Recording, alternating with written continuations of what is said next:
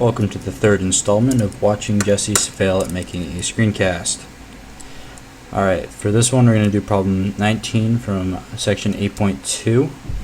Question asks, find the length of the parametric curve defined as x equals the cosine of 3t and y equals the sine of 5t on the interval 0 is less than or equal to t, which is less than or equal to 2 pi.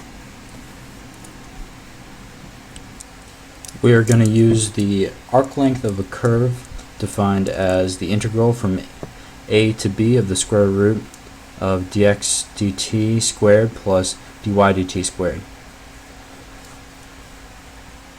First we're going to find the derivatives of the parametric equations.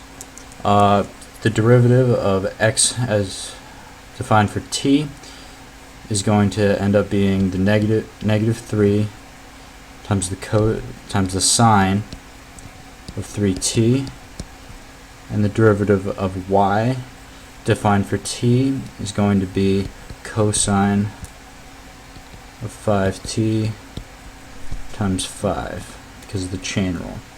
From here it's a simple plug into the equation we have. So we have the integral from 0 to 2 pi of the square root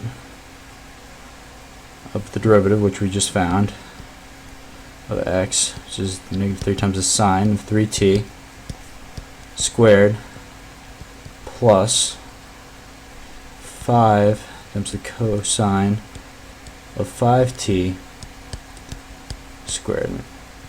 Extend that way. And to be honest, that's pretty nasty, so we're going to use fn int, and it turns out that it is equivalent to just about 24.6.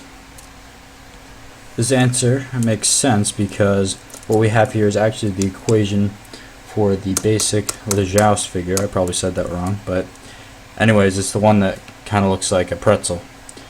And it makes sense because the basic Gauss figure has limits at 1, negative 1, on both the x and the y axis.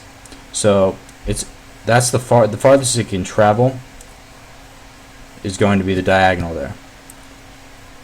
However, it keeps going back and forth and creates the crazy figure which scribbles and stuff like that, and which makes sense because the length of the curve is going to be much longer than it would be if it was just a regular curve. So 24.6 actually makes sense. And that's all there is.